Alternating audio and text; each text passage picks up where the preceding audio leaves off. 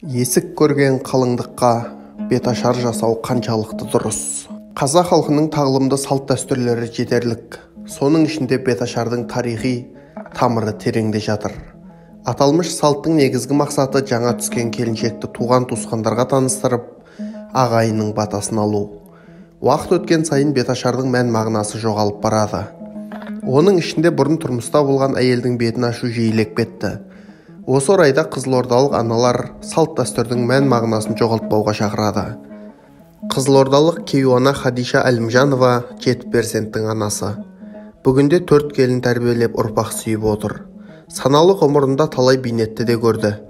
Соған қарамастан қазақ ұлтына ғана тән салт дәстүрлерді ұмытқан емес. Хадиша ана ырым-нанымдарға да сенеді.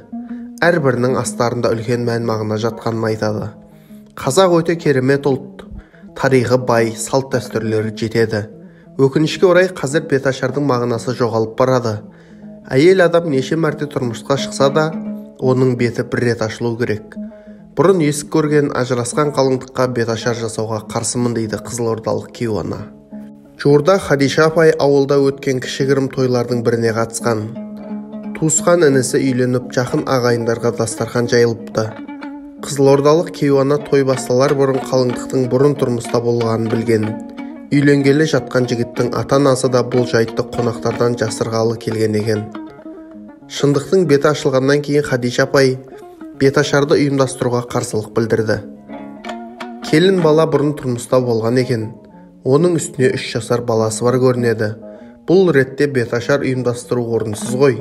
Мен той иелерін қасыма шақырып алдым. Қаншама ағайын жиналған жерде шу шығаруға да болмайды. Тойдың шырқын бұзған дұрыс емес. Бірақ жасым үлкен болған соң ақылыма құлақ асты. Беташар жасамадық. Көпшіліктің сұрағына жауап берілмеді.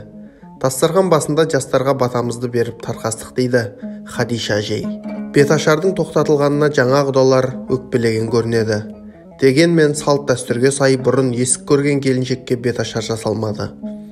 Жалпы ажырасқан әйелге беташардың жасалуына қызылордалық қариялардың басым көпшілігі қарсы. Бұл салт дәстүр негізінен бұрын есік көрмеген, арын ту еткен қалыңдықтарға жасалатын салт деседі жұртшылық. Осындай пікірді бүгінде жасы 70-тен асқан Күлайша Абдрахманова да құптайды. Кейуананың ортаншы ұлы да бұрын тұрмыста болған әйелді жар етіп алған екен. Осыдан 18 жыл бұрын ұлымның тойы болды. Келініміз бұрын тұрмыста болған келіншек. Бірінші күйеуі араққа салынып жорық жұмсайтын болған екен. Мұндай қорлыққа шыдамағандықтан келіншек ажырасуға мәжбүр болыпты. Әрине басында сәл қарсылық танытқанымыз бар.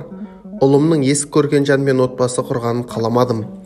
Алайда махаббат болғандықтан жастардың жолын байламадым дейді Күлайша әжей. Қазақтың салт дәстүріне орай келіндерін қолдан алыпты.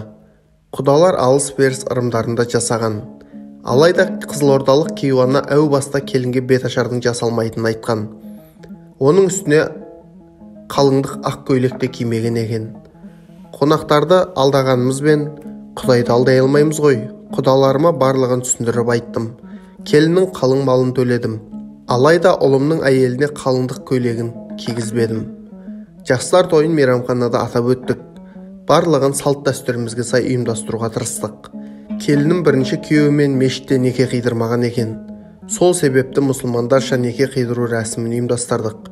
Келінімнің көңіліне қарауға тырыстым.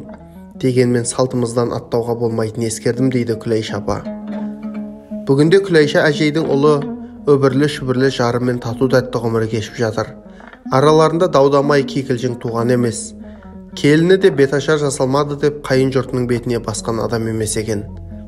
Негізінен біздің ұлтымызда ажырасқан және жесір әйелдерге қатысты ұстанатын көптеген ырым-тыйымдар бар. Мәселен, бұрын отбасы шайқалған келіннің нәрестенің тұсауын кескені дұрыс емес.